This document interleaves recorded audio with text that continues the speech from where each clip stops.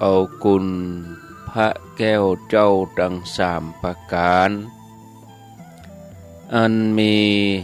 พระพุทธพระธรรมพระสงฆ์กุลพ่อกุลแม่กุลครูบาอาจารย์กุลศีลธรรมกรรมฐานจงมาปกห่มรักษาครูบาอาจารย์พระเจ้าประสงค์ทุกรูปปกห่มรักษาปออกแม่ออกศรัทธาต้นสาธุชนคนดีผู้สนใจใฝ่ในธรรมทุกท่านขอถวายความเคารพแสดงความนับถือพระมหาเถระพระเถรานุเถระเจ้าคณะพระสังฆาธิการครูบาอาจารย์เจ้าที่เปิดวิทยุฟังอยู่ที่วัดที่ว่าเวลานี้ขอความสุขความเจริญในธรรม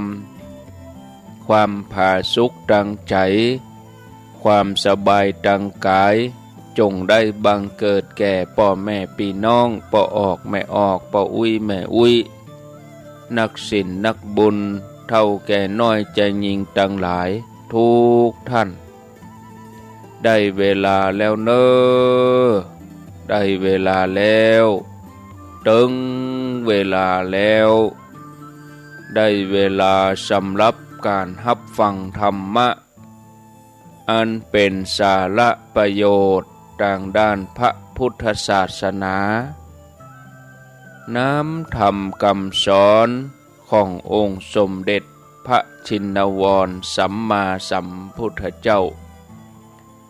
ได้มาปะมาพบมามาเล่าสู่บรรดาพ่อแม่พี่น้องพ่อออกแม่ออกศรัทธาท่านสาธุชนคนดีทั้งหลายแล้วไผที่ยังบ่ลุกก็ลุกมาได้แล้วเนอลุกมาได้แล้วตื่นมาได้แล้วญาติโยมท่านทั้งหลายหลับลูกเจ้ากินผักดังปลายหลับลูกควายกินผักดังเก้าลูกเจ้าได้หลายลูกควายได้น้อยหลับลูกเจ้าเป็นเจ้าดังหลายหลับลูกควายปลาเฮือลูกหลานเป็นหนี้เป็นค่าเนอตื่นมาเหียเนอลูกมาเหียเนอลูกเนอลูกเนอลูกตื่นตื่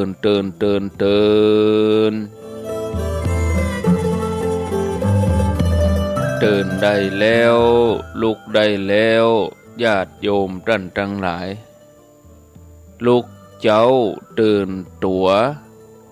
เจ้าบัวกับหันเยื่องนาพังพร้อมลุกควายบอตันหนตางกีดกอมกล้าตัวบ่ต้อมปุ่นอายจุงเก่งเข้าไว้อย่าไปเฮือขวายต่อหน้าสบายจำไว้เนอเจ้าจำไว้เนอเจ้า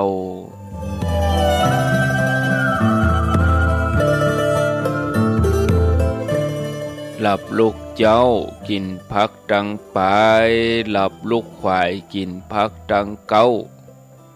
ลูกเจ้าได้หลายลูกควายได้น้อยหลับลูกเจ้าเป็นเจ้าดังหลายหลับลูกควายปลาเฮือลูกหลานเป็นหนี้เป็นค่าอรุณสวัสดิ์ธรรมะสวัสดียามเจ้าญาติโยมท่านผู้ฟังยินดีต้อนรับเข้าสู่รุ่งอรุณวันใหม่ปะกันเจ้านี้เป็นเจ้าวันจันทร์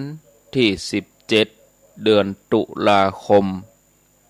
พุทธศักราช2565วันนี้เป็นวันเดือนเกียงแฮม7 ค่ำพร่ำว่าเป็นวันที่17วันโภคเป็นวันพระวันศีลวันโภคเป็นวันเดือนเกียงแฮม8 ค่ำวันนี้วันที่17ก็7 ค่ำวันโภค18ก็8 ค่ำเนื่องจากว่าเดือนเพ็ญ ออกวสานี่วันที่10วันที่11ก็1ค่ำ12 2ค่ำ13 3ค่ำ14 4ค่ำ15ก็5ค่ำตะวานี่วันที่16ก็6ค่ำแล้ววันนี้วันที่17ก็7ค่ำวันพุธเป็นวันพระวันศีลเนอะศรัทธาญาติโยมท่านทั้งหลาย5:12 นาทีขอนำญาติโยมทุกท่านเข้าสู่รายการเสียงธรรมแสงอรุณรายการเสียงธรรมแสงอรุณดำเนินรายการโดยอาตมภาพพระครูอภิวัฒนวิกรมวัดปากตรังเจริญตำบลดอยหล่ออำเภอดอยหล่อจังหวัดเชียงใหม่รายการที่จบไปตะกี้เป็นรายการ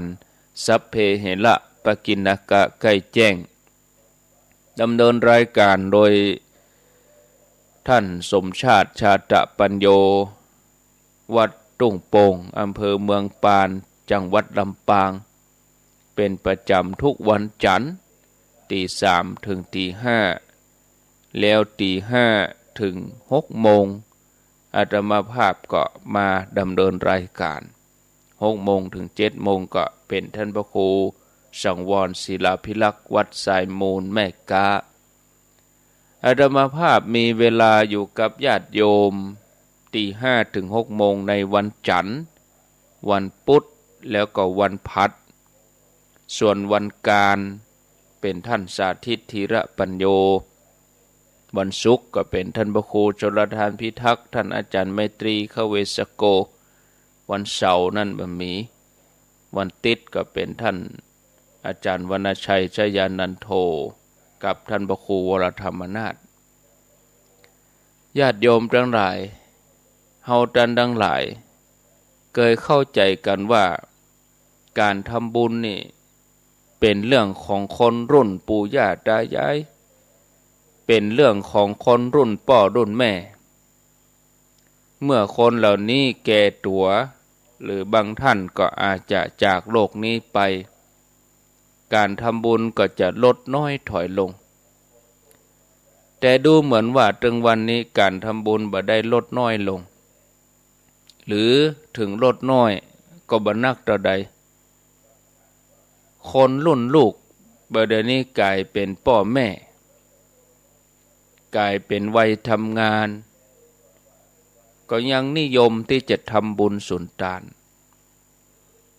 สิ่งที่เป็นตัวชี้วัดอย่างหนึ่งปัจจุบันว่าการทำบุญนั้นยังบ่ลดลงก็ได้สังเกตว่าร้านสังฆทานก็ดีร้านค้าตามห้างตามร้านต่างๆก็กระจายไปคนก็จับจ่ายในการทำบุญการนิยมทำบุญตามวัดตามบ้านนี่ก็ถือว่าเป็นเรื่องดี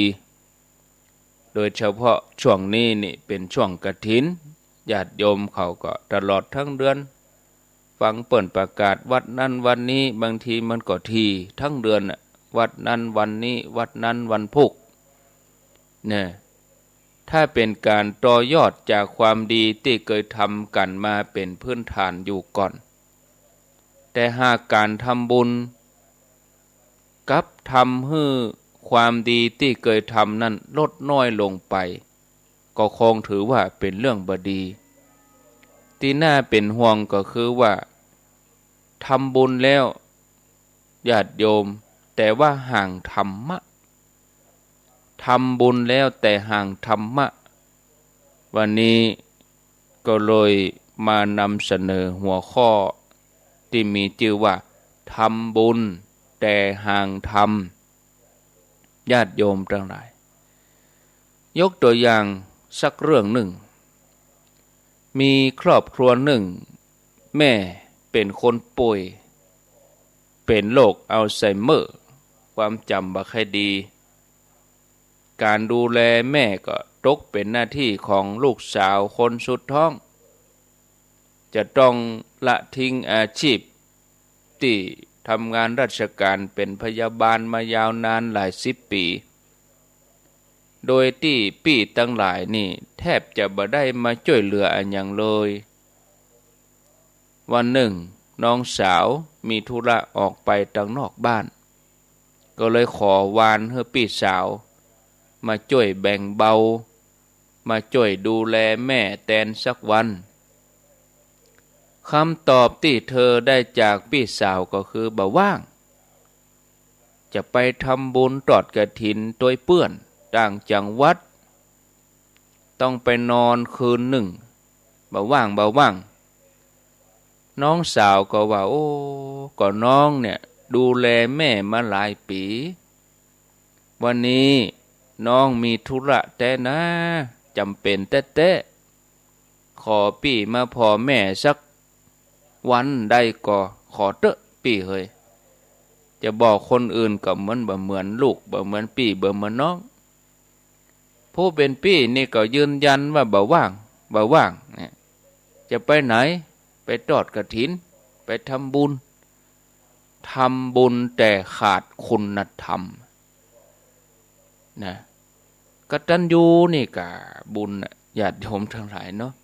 อันนั้นพระเจ้าของเฮาการที่พี่สาวอยากทำบุญที่วัดนั้นวัดนี้ก็ถือว่าเป็นเรื่องยินดีเป็นเรื่องที่น่าอนุโมทนา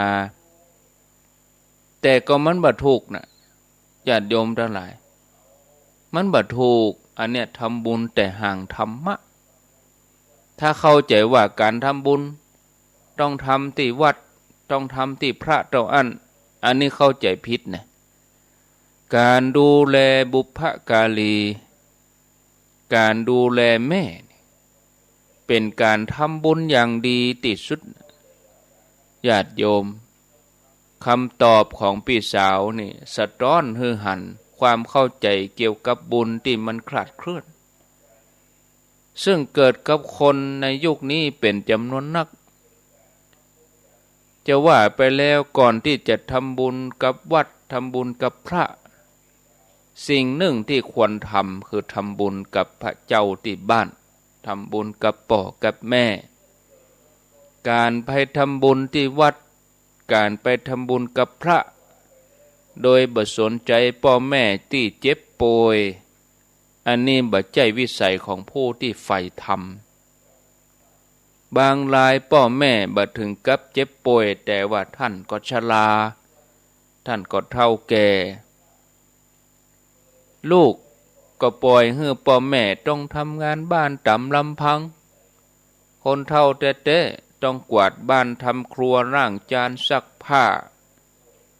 ส่วนลูกก็ได้แค่ทำมาหาเงินปิกมาบ้านก็คลุกอยู่กับในห้องส่วนตัวมีโลกส่วนตัวบ่ยอมออกไปที่ไหนวันเสาร์วันอาทิตย์ก็เข้าไปทำบุญเข้าไปปฏิบัติธรรมเคร่งครัดโดยที่บ่สนใจแบ่งเบาภาระของพ่อแม่ที่บ้านเลยจนบางครั้งบางเตื้อพ่อแม่เหนื่อยจนเป็นลมเพื่อนบ้านก็อดสงสัยบ่ได้ว่าโอ้ความเป็นผู้ใฝ่บุญกับกตัญญูนะมันเป็นเรื่องเดียวกันก็ท่านผู้ฟังญาติโยมทั้งหลายมีคนจำนวนบ่น้อยที่หู้อยู่ว่าการดูแลพ่อแม่นั้นเป็นบุญอย่างยิ่งแต่ก็ยังนิยมทำบุญที่วัดทำบุญที่ตั้งอื่นมากกว่าทำบุญกับพ่อแม่เหตุผลก็เพราะว่าการทำบุญกับวัดนั้นทำได้ง่ายกว่าก็คือว่าเพียงแต่เฮาถวายปัจจัยถวายเงินสิ่งของเท่านั้นแล้วก็ใช้เวลาบ่เมินบ่นานขณะที่การทำบุญกับพ่อแม่นี่บางทีต้องใช้แรงงานใช้เวลาช่วยทำงานบ้านช่วยล้างจานช่วยทำกับข้าวให้กินหากท่านเจ็บป่วยก็จะต้องช่วยเจ็ดเนื้อเจ็ดตัวป้อนข้าวบางครั้งก็ต้องอุ้มปกอุ้มนั่งเนี่ย คนเฮาถึงวันนี้นี่ชอบอันยังที่สะดวกสบายง่ายรวดเร็วการทำบุญกับวัดก็เลยจบเป็นวันจบเป็นงานแต่ทำบุญกับพ่อกับแม่นี่ทำบุญตลอดชีวิตของเฮาเลยทีเดียวญาติโยมลองคิดดูดีๆเนี่ยที่สำคัญคือความเชื่อว่าการทำบุญกับวัดทำบุญกับพระโดยเฉพาะพระที่มีการโฆษณาประชาสัมพันธ์ว่าโอ้พระรูปนั้นวัดนี้มีคุณวิเศษเป็นเกจิอาจารย์บอกว่าจะเสกจะเป่าบอกว่าเครื่องรางของขลังบอกว่าอันยังก็ตามทำไปแล้วจะทำให้อานิสงส์หนักมั่งมีโจกเนี่ยญาติโยมบางสำนักมีสโลแกนขึ้นมาเป็นคำขวัญขึ้นมาว่าทำบุญกับอาจารย์นี้ทำบุญกับวัดนี้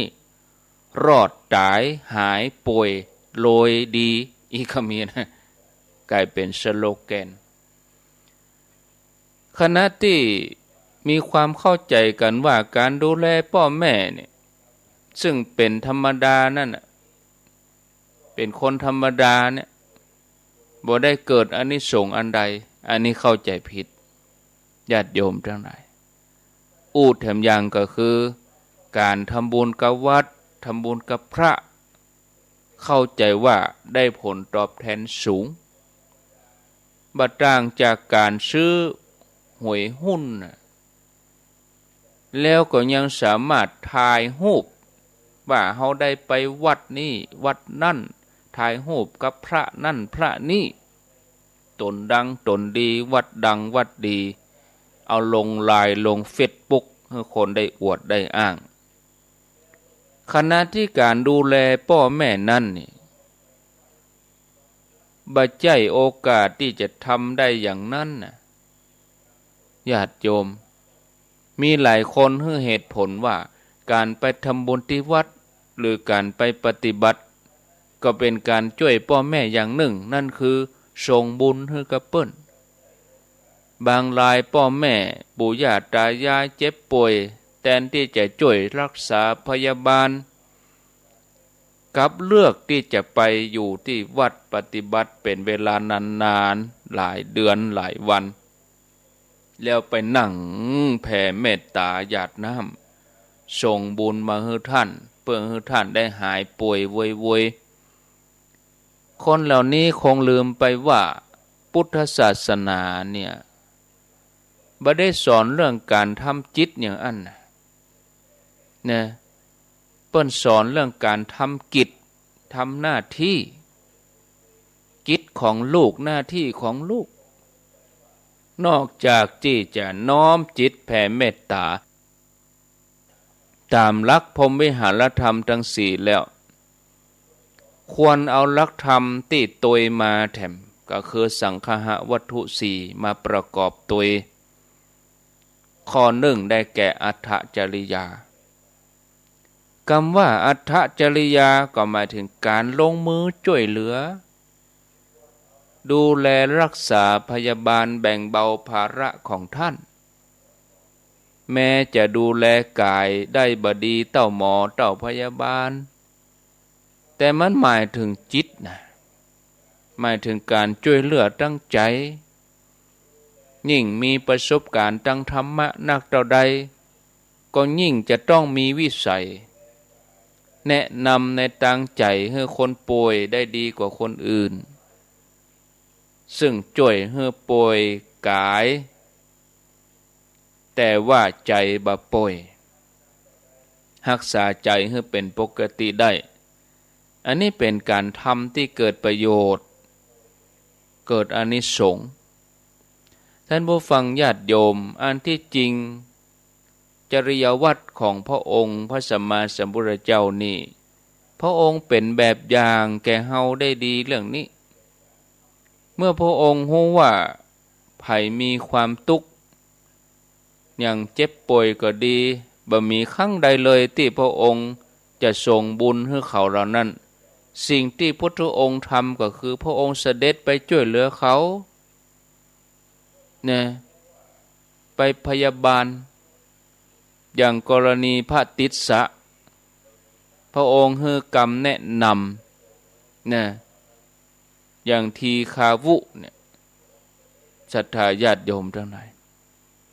การทำบุญนั่นน่ะมีความหมายกว้างกว่าการให้ทานการช่วยเหลือคนที่เราสามารถทำได้นักกว่าการส่งบุญให้เขา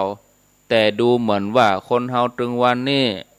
กำลังใจการทำบุญเป็นข้ออ้างในการหลีกเลี่ยงทำความดีขั้นพื้นฐาน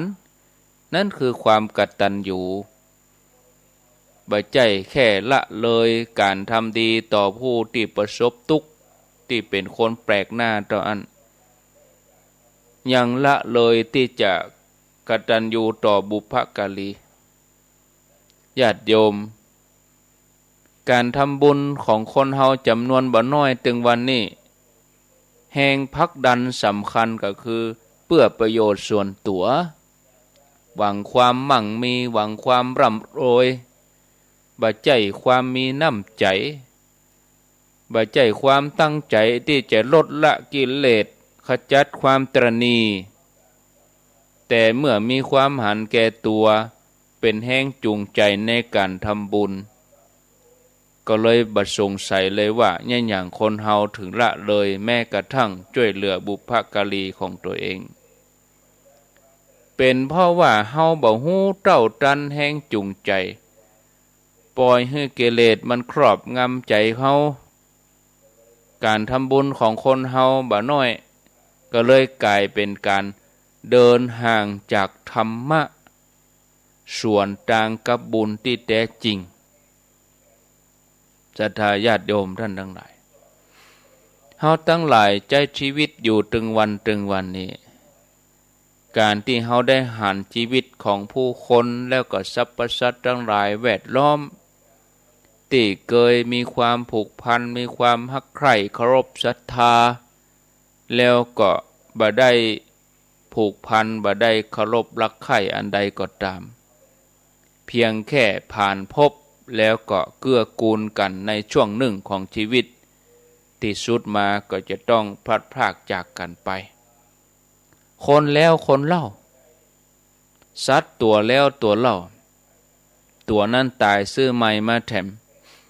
คนเฮาก็เหมือนกันเปลี่ยนกันไปจากรุ่นสู่รุ่นทั้งที่คาดเดาช่วงเวลาได้แล้วก็กะตันบางทีก็คาดบ่ถึง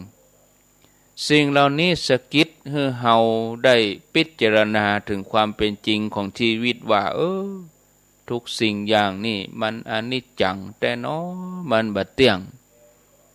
การพัดภาคมาเยือนมันบ่เลือกเวลาแต่ญาติโยมท่านสาธุชนช่วงระยะเวลาบางครั้งบางทีเฮาปะเหตุการณ์หลายอย่างเหตุการณ์หลายๆอย่างมาเตือนเฮาว่าชีวิตของคนเฮาเนี่ยอนิจจังนะมันบ่แน่นอนบางสิ่งบางอย่างที่เก่าที่เฮาทั้งหลายเคยห่วงใยบ่ว่าคนที่เฮาฮักคนที่เฮาใจชีวิตอยู่ร่วมด้วยกันนานวันก็ต้องจากไปแม้แต่สัตว์เลี้ยงที่เฮาเลี้ยงดูทุกวันก็จากไปบางทีหันแมวหันหมาข้างถนนก็เป็นดีอินดูสงสารเฮาเคยไปให้อาหารมันมีประสบการณ์อยู่หลายครั้งให้อาหารหมาอาหารแมวข้างทางแมวหมามันก็แงนพอหน้าเฮาทำนองที่ว่าขอบคุณอดตายแล้ววันนี้ให้อาหารอยู่ไปบักกี่วันมันก็ตายไปเหียอีกก็มีบางทีเฮาก็หันคนที่ฮู้จักนะหันฮู้จักโอ้สุขภาพดีแตะบ่หันกันสักวางไปหันแหมกรรมโอ้นะ ยังมาผอมยังมาร่างกายบ่แข็งแรงที่สุดมาบ่ได้ติดต่อกันหลายปีเพื่อหู้ไปแล้วเนี่ยชีวิตคนเฮาเนี่ยมีเกิดมีตุกที่สุดแล้วก็ต้องพลัดพรากจากกันไปเฮาได้หันสัจธรรมของชีวิตอย่างอีกเกือบทุกวันญาติโยมท่านสาธุชนท่านผู้ฟังทั้งหลายการระลึกนึกถึงความพลัดพรากความสูญเสียอนิจจังทุกขังอนัตตาเนี่ยมีความสำคัญคือเวลาที่เฮาเกี่ยวข้องกับผู้คนอาจจะมีสิ่งที่เฮาพอใจพ้องบ่พอใจพ้องบางอย่างก็ไปกระทบกระทั่งเขามากระทบกระทั่งเฮาเนี่ยถ้าเฮาเก็บมาคิดอย่างสมัยก่อนนี่ก็จะทำให้เฮาติดขังอยู่ฮะแต่เมื่อเฮาเข้าใจธรรมะแต่เมื่อเฮาเข้าใจความเป็นอนิจจังทุกขังอนัตตาเวลาที่เฮานึกถึงความบ่แน่นอนว่าถ้าเฮาปะกับเขาตอนนี้แต่เฮาบ่ฮู้ว่าเฮาจะปะเขาได้ก่อเฮาจะจ่วยให้นึกถึงสิ่งที่ดีที่เคยมีต่อกันถ้าเฮาจะบ่ได้ล่ำลามันก็เหมือนฉากสุดท้ายกลายเป็นสิ่งที่บ่ดีต่อกันไปเฮาจะรู้สึกเสียดายถ้าเฮารู้สึกว่ามรณะภัยความตายมันแบบแน่นอนจะทำให้เฮามีเวลาที่เฮาจะพิจารณาเฮาจะตั้งสติพิจารณาให้ดีศรัทธาญาติโยมท่านสาธุชนเวลาที่เฮานึกถึงมรณะภัยนึกถึงอนิจจังทุกขังอนัตตาความบ่เที่ยงการเกิดขึ้นตั้งอยู่ดับไปจะช่วยให้เฮาทั้งหลายได้สติคืนมาเวลาที่มีเรื่องกระทบกระทั่งอะไรอย่างกันเฮาจะรู้สึกกึดถึงญาติโยมสังเกตว่าเฮาจะนึกถึงความเอื้อเฟื้อเผื่อแผ่หันแง่มุมที่ดีนอกจากนี้ก็จะช่วยให้เฮาประมาทในชีวิตประมาทในชีวิตในแง่ที่ว่ามีสิ่งอันหยังพ่องที่เฮาอยากทำบ่ว่าจะเป็นเรื่องงานบ่ว่าจะเป็นเรื่องบุญบ่ว่าจะเป็นเรื่องการสิ่งที่เฮาคิดว่ามีความสำคัญในชีวิตหรือแม้แต่ในแง่การที่จะไปเกี่ยวข้องกับไผเฮายังบ่ได้ลงมือทำเฮายังพัดวันไปทำได้เท่าใดลงมือทำไปเลยบ่พัดเวลาสมัยก่อนเฮาจะรอเดี๋ยวก่อนรอให้เหตุปัจจัยพร้อมก่อนแต่ปัจจุบันเนี่ยเฮาจะต้องลงมือทำสิ่งต่างๆทำไปเล็กๆน้อยๆก่อยทำไปอย่างที่ทำได้ก็ทำศรัทธาญาติโยมวันพุธอาจจะบ่มีสำหรับเฮาอย่างถึงวันนี้ถ้าเฮาเอาใจมาใฝ่เรื่องการเจริญสมาธิภาวนาเฮาจะบ่รอว่ารอมีเวลาเหี่ยก่อนรอให้อย่างนั้นอย่างนี้มีก่อนแต่อันยังก็แล้วแต่ที่เฮาสามารถทำได้ทีละเล็กละน้อยเฮาก็ต้องขวนขวายเหมือนสั่งสมน้ำทีละหยดจนหลายๆหยดก็เต็มโอ่งเต็มตุ่มอย่างน้อยทำได้ก็ทำศรัทธาญาติโยมใจหลายๆอย่างมาส่งเสริมมีโอกาสได้ฟังธรรมะมีโอกาสได้เปิดวิทยุฟังสาระธรรมะเฮาก็ก้อยปฏิบัติไปพิจารณาไปสิ่งดีๆก็จะเกิดขึ้นกับเฮาศรัทธาญาติโยมท่านสาธุชนท่านผู้ฟังทั้งหลายการที่เฮาท ถอดถอนสิ่งที่เป็นข้าศึกอยู่ในใจเขาเนี่ยอยู่ในกายในใจของเขาเนี่ยถ้าเขาสามารถถอดถอนสิ่งบดีออกไปได้ก็ถือว่าเป็นที่สมบูรณ์นะขั้นต้นนี่ญาติโยมท่านทั้งหลายถ้าหากว่าเฮาสามารถให้เป็นไปตามที่ดีที่เกิดขึ้นได้ในปัจจุบันนี้โดยด่วนเฮาพิจารณาอย่างอีกก่อนนะเฮาพิจารณาแยกออกไปข้างนอกถึงสัตว์ถึงบุคคลเริ่มต้นที่ตัวเฮาถึงต้นไม้ภูเขาสภาพทั่วไปที่เฮาหันด้วยตาได้ยินกับหูเนี่ยเทียบเคียงเอาญาติโยมทั้งหลายจะมีอันยังเป็นหลักยืนยันในตัวว่าสิ่งทั้งหลายมันเป็นของแน่นอนมันเป็นของเอาถ้าเฮาพิจารณาแล้วโอ้มันจะปรากฏไตรลักษณ์ขึ้นมาเลยตัวไตรลักษณ์ในที่นี้คืออนิจจังทุกขังอนัตตาฉะนั้นหลักของไตรลักษณ์เป็นธรรมะที่รับรองคือเฮาได้พิจารณา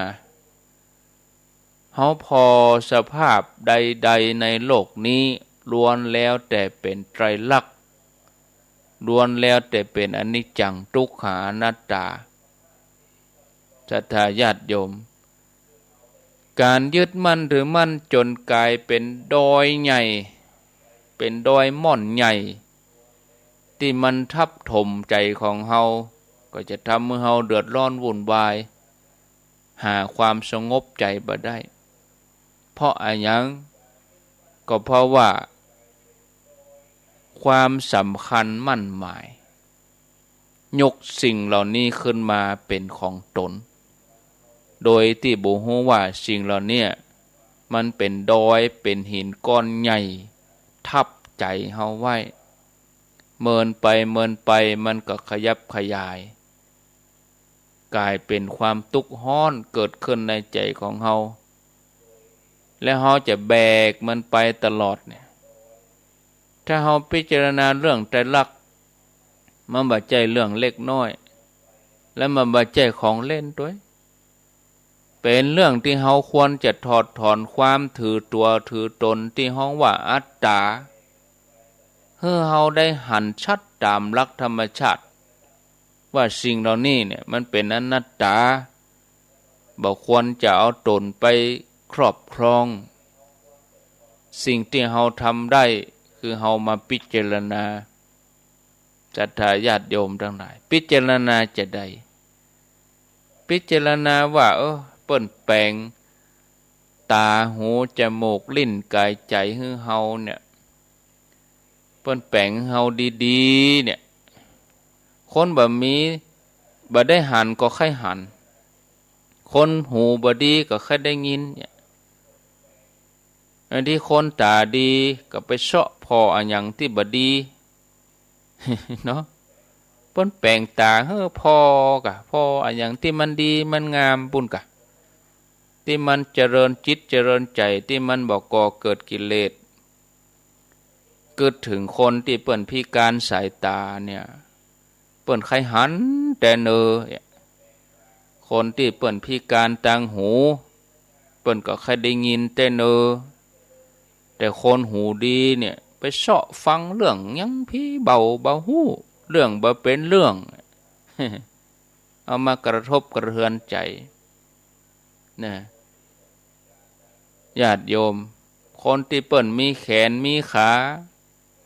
เปิ้นแปลงฮื้อเอามาดีๆคนที่เปิ้นบ่มีเปิ้นก็ใครมีมือใครมีแข้งไว้เตียวแต่คนที่มีมือดีๆคนที่มีแข้งดีๆก็ไปไหนพี่เบาเอามือไปลักไปจกเปิ้นจกชกชิงวิ่งราวก่อการทะเลาะวิวาทเอามือไปกำสิ่งเสพติดเข้าปากเนี่ยญาติโยมท่านทั้งหลายโอ้เฮาบ่รักษาของดีไว้เนี่ยศรัทธาญาติโยมท่านสาธุชนท่านผู้ฟัง ในสังสารวัฏนี่ภัยที่น่ากลัวก็คือว่าภัยจากอบายภูมินะเป็นภพที่มีกับความทุกข์เมื่อตกไปในอบายภูมิแล้วกลัวจะปิกมาสู่สุคติภูมิได้เนี่ยต้องใช้เวลายาวนานการดำรงชีวิตด้วยความตั้งใจในคุณงามความดีเป็นเครื่องยืนยันว่าเฮาทำแนวทางไปสู่สุคติแต่ถ้าว่าเฮาเกิดมาแล้วเป็นอยู่สักแต่ว่ามีลมหายใจเข้าออกไปบ่ได้ทำความดีอย่างเพิ่มเติมขึ้นชีวิตมันก็ว่างเปล่าจากสิ่งที่มีคุณค่า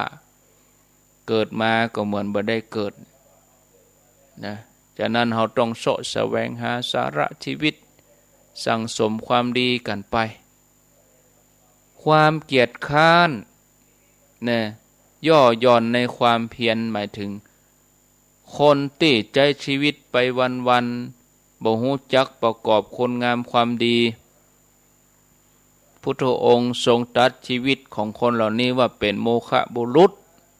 คือว่างเปล่าจากคุณงามความดีผู้มีความเกียจคร้านมีความเพียรย่อหย่อนดำรงอยู่ตั้ง100 ปีส่วนผู้มีความเพียรแม้อยู่เพียงวันเดียวเป็นชีวิตที่ประเสริฐมากมายส่วนคนที่มีความเพียรเนี่ย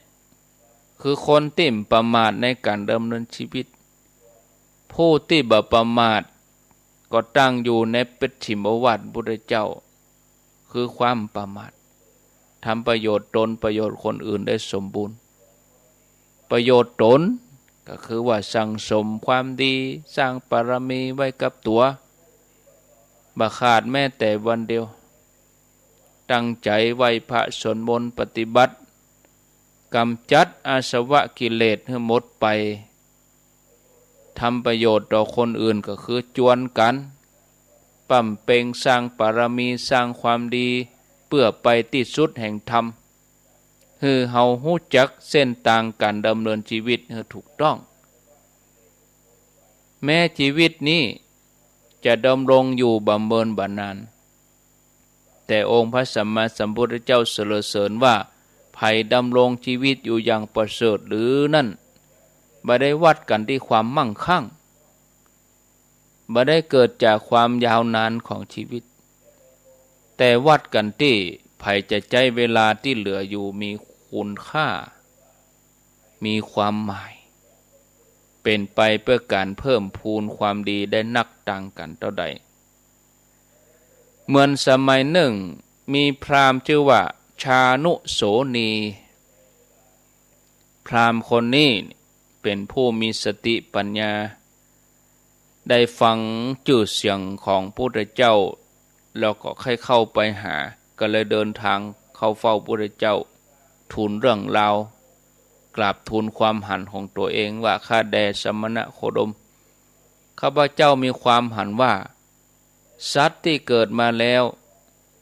ที่ชื่อว่าผู้บ่หวาดกลัวบ่สะดุ้งกลัวต่อความตายเนี่ยบ่มีในโลกพระองค์มีความหันอย่างใดพ้องพุทธเจ้าพระองค์ก็ตรัสว่าพวกสัตว์เหล่าที่เกิดมาแล้วจำพวกที่หวาดกลัวหวาดหวั่นต่อความตายก็มีพวกที่บ่กลัวบ่สะดุ้งต่อความตายก็มีพราหมณ์ก็ถามต่อไปถามว่าตึงสองอย่างนี้เป็นอย่างใดเล่าพระเจ้าข้าพุทธเจ้าก็ตรัสว่าหมู่สัตว์ที่สะดุ้งกลัวต่อความตาย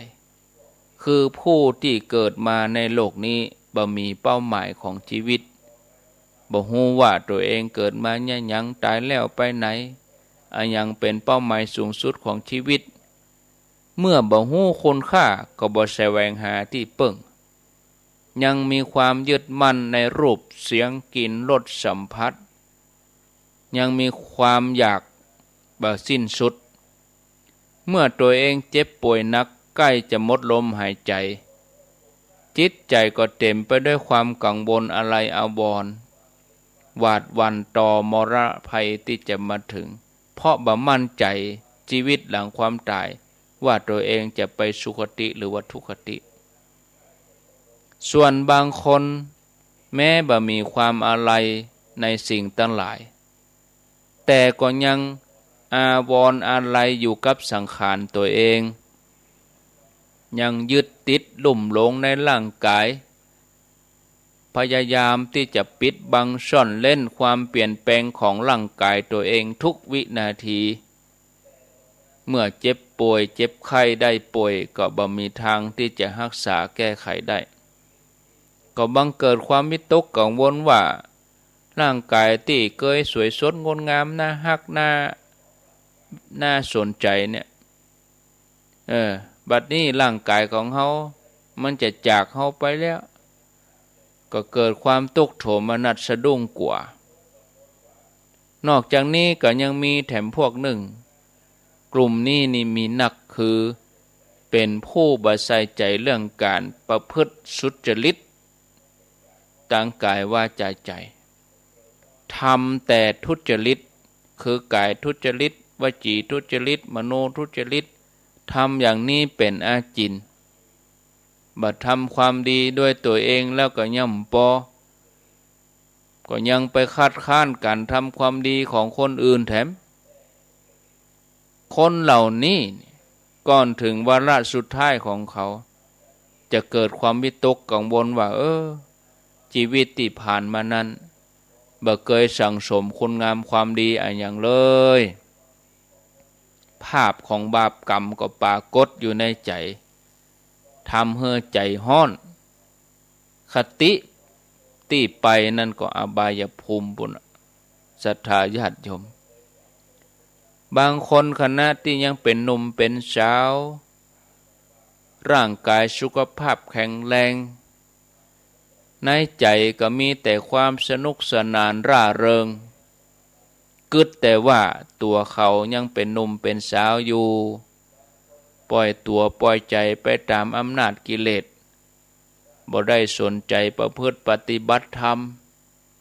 ปล่อยชีวิตไปวันๆเมื่อเวลาใกล้จะตายใกล้จะดับจิตเกิดความวิตกกังวลว่าตัวเฮาเมื่อยังสุขภาพแข็งแรงเฮาสนใจเข้าหาธรรมบัดเดี๋ยวนี้หมดโอกาสเสียแล้วความสงสัยมืดมนอยู่ในใจก็มีนักแถมอย่างหนึ่งมรณะภัยความตายกำลังจะพรากตัวเฮาไปเมื่อบ่มีความสงสัยมันก็มาลายหายไปแต่ถ้ามีความสงสัยอยู่ใจมันก็หวาดหวั่นศรัทธาญาติโยมพราหมณ์นี่ก็ถามพระเจ้าต่อถามว่าผู้ที่บ่สะดุ้งกลัวต่อความตายเป็นอย่างไรพระองค์ทรงอธิบายว่าภัยก็ตามเป็นผู้ลดละความมากหมกมุ่นมองหันโทษในกามทั้งหลายมีต้นหวานส่วนปลายนั่นขมถ้าไปยึดมั่นลุ่มหลงความทุกข์ก็เพิ่มพูนถึงคราวเจ็บป่วยใกล้จะตายก็บ่มีความกังวลในกามคุณเหล่านั้นเมื่อบ่กังวลก็บ่มีอย่างที่จะต้องโศกเศร้าเสียใจแถมต่อไปบ่ต้องมาทุบอกชกตัวบางคนหันสัจธรรมของชีวิตว่าเมื่อเกิดแล้วเนี่ยต้องปะความแก่ความเจ็บสุดท้ายก็บ่ายหน้าไปสู่ความตายก็บ่มีความมัวเมาประมาทในร่างกายซึ่งมันปกติมันก็เปื่อยเน่าผุพังเป็นรังของโลกร่างกายของเฮานี่เต็มไปด้วยของปฏิกูลสกปรกโสโครกแล้วมันสร้างความดีประพฤติปฏิบัติให้หูแจ้งหันจริงใกล้เวลาจะดับจิตก็จะบ่มีความวิตกกังวลอย่างกับสังขารร่างกายมีคนแถมพวกหนึ่งหันชีวิตเป็นของบัดเที่ยงเป็นทุกข์เป็นอนัตตา ก็เลยมีความเพียรทำความดีตึงกายวาจาใจตั้งแต่ปฐมวัยพิจารณาหันความตายทุกอิริยาบถโดยจิตเจริญมรณานุสติเป็นประจำบ่ประมาทในการดำเนินชีวิตเมื่อละจากโลกนี้ก็ไปอย่างสงบสุขบ่มีความหวาดหวั่นสะดุ้งกลัวประเภทสุดท้ายคือคนที่สนใจธรรมะแล้วก็ปฏิปทาที่ดีงามของนักปราชญ์บัณฑิตมีความสงสัยอะไรอย่างก็เข้าไปถามผู้ฮู้จนหมดความสงสัยในเรื่องโลกเรื่องชีวิตก็บ่มีความวิตกกังวลอันใดพราหมณ์ชานุโสนีฟังพระองค์แล้วเหมือนกับคนที่เดินอยู่ในความมืดมาเมินแล้วก็มาพบแสงสว่าง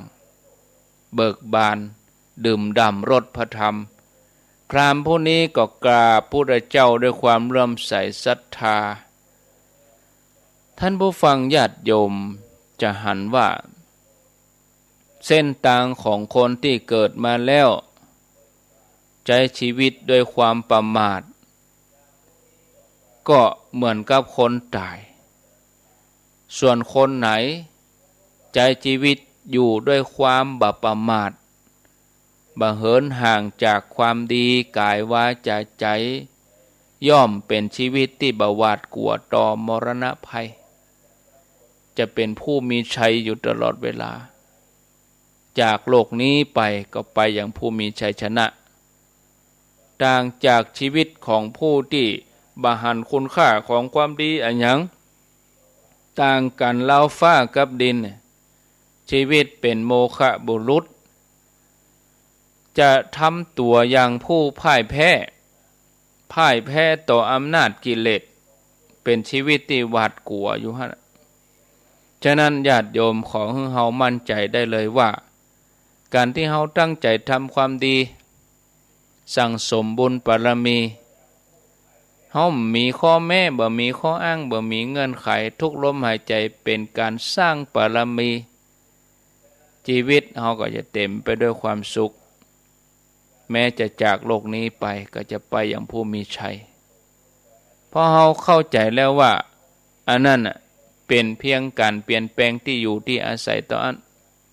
เฮาจะได้ย้ายไปอยู่ภพภูมิที่ดีกว่าประณีตกว่าเหมือนกับการย้ายไปดำรงตำแหน่งฉะนั้นวันเวลาที่เหลืออยู่อย่างจำกัดเนี่ยญาติโยมเฮาก็จะต้องตั้งอยู่ในความประมาทพัฒนาความดีที่เฮาทำไว้แต่ละวันบางครั้งบางทีการเข้าใจธรรมของพระพุทธเจ้าก็อย่างที่บอกท่านผู้ฟังญาติโยมนะธรรมะนี่เหมือนเฮาชีวิตของฆราวาสเนี่ยกับธรรมะนี่มันต่างกันชีวิตของฆราวาสนี่เหมือนกินอ้อยตังเก้าไปสู่ตังป่ายอ้อยตังเก้านี่มันหอมหวานเหลือเกินอยู่ด้วยกันคบกันใหม่ๆนี่ฉันเธอเปิ่นตัวถัวมันหอมหวานเหลือเกินถ้าอยู่นานไปมันความรักทั้งหลายมันก็จืดจางไปหันข่าวออกมาหลายลายแต่งงานกันมาถึงปีอย่าล่างกันไปอย่างอีกก็มีอันนี้วิถีชีวิตแบบญาติโยมฆราวาสใหม่ๆนี่มันหอมหวานนานไปก็จืดจางแล้วก็การที่เข้าหาธรรมพุทธเจ้าเนี่ยใหม่ๆมันอาจจะบ่มีรสชาติอะไรเงี้ยเหมือนเฮากินอ้อยตั้งปลายแล้วไปสู่ตั้งเก้านานไปเมื่อเฮาเฒ่ามาแล้วเนี่ยความฮักแบบหนุ่มสาวมันบ่มีแล้วลูกมันจะมาหวานแววอย่างอันมันบ่มีแล้วมันก็มีอย่างเฮาจะเอาอย่างก็เอาธรรมะรสแห่งพระธรรมปุ่นกะตัวนี้ก็จะเป็นที่เปิ่งของเฮาอย่างแท้จริงเนี่ยโอ้เข้าวัดเข้าวามันมีอย่างบ่ได้อย่างมันจืดมันจาง แต่ถ้านานไปเมินไปศรัทธาญาติโยมมันจะได้รสแห่งพระธรรมซึ่งเขาจะเข้าใจด้วยตัวเองปัจจตังรู้ได้เฉพาะตนนะพอเวลาแล้วไปก็หมดแล้ว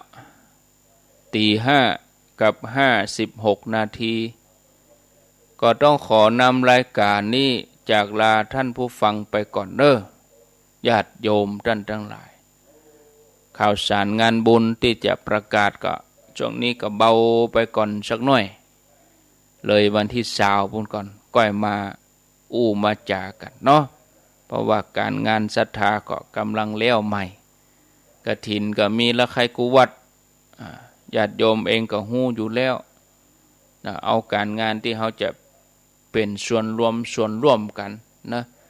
อนุโมทนาบุญทุกท่านเด้อขอนำรายการจากลาพ่อแม่ศรัทธาญาติโยมไปก่อนปะกันแถมใหม่ในโอกาสต่อไปโชคดีทุกท่านขอบคุณทุกสถานีอายุวโนสุขัง